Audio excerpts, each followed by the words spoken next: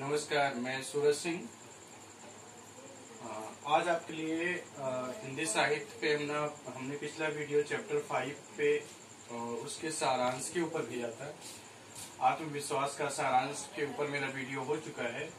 उसके बाद फिर आपके शब्दार्थ आते हैं, मौखिक प्रश्न आते हैं, लिखित प्रश्न आते हैं। इन सारी चीजों पे मैं आपको नोट्स भी भेज चुका हूं और हम लोग चर्चा भी कर चुके हैं और मुझे उम्मीद है आप सभी को ये समझ में आ गया होगा। शब्दार्थ बहुत आसान है।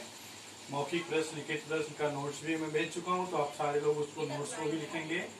उसके बाद फिर आपका उसके आगे नेक्स्ट आपका भाषा ज्ञान, जो कि थोड़ा टफ है और थोड़ा समझने वाला क्वेश्चन है, तो इसलिए मुझे लगा कि इसका वीडियो आप तक भेजना चाहिए, जिससे आप इसको आसानी से समझ सकें और मैं अपनी बात को आप तक आसानी से पहुंचा सकूं।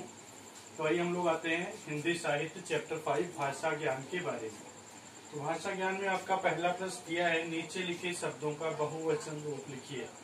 वचन क्या होता है ये हम लोग सब लोग जानते हैं। वचन मतलब हिंदी साहित्य में वचन एक महत्वपूर्ण चैप्टर है, सबके नॉलेज की चीज है।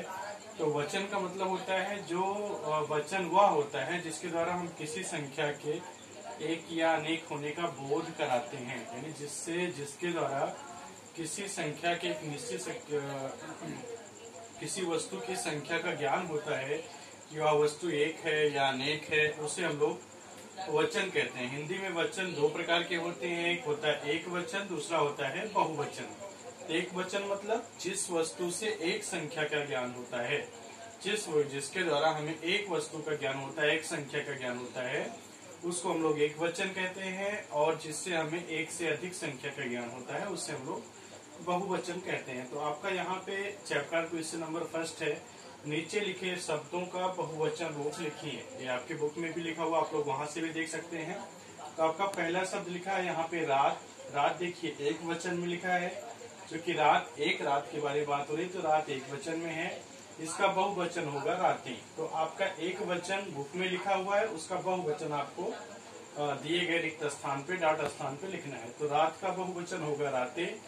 इसी तरह लड़का शब्द है, लड़का भी एक वचन में, इसका ही बहुवचन होगा लड़के। फिर पत्ता शब्द दिया है, पत्ता का भी एक बहुवचन होगा पत्ते।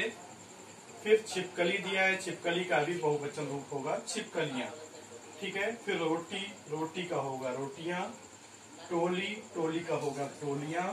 फिर उसके बाद में फिर तारा शब्द दिया है, तारा एक वचन का वाचक है, इसका बहुवचन रूप होगा तारे। जैसे तारा चमक रहा है, यानी एक तारा चमक रहा है, और अगर हम लोग बोलते हैं तारे चमक रहे हैं, तो इसका मतलब बहुत सारे तारे चमक रहे हैं। फिर बात शब्द लिखा है, बात एक वचन का वाचक है, इसका बहुवचन रूप होगा बातें, यानी बात चल रही है, यानी एक व्यक्ति की बात हो रही है, बातें चल रही है, यानी बहुत सी बातें चल रही है। फिर बहन शब्द लिखा है, बहन भी एक का वाचक है, इसका बहुवचन होगा बहनें। फिर समस्या शब्द है, समस्या का बहुवचन रूप होगा समस्याएं। आवश्यकता लिखा है, आवश्यकता का होगा आवश्यकताएं। और सेना शब्द है, सेना का होगा सेनाएं।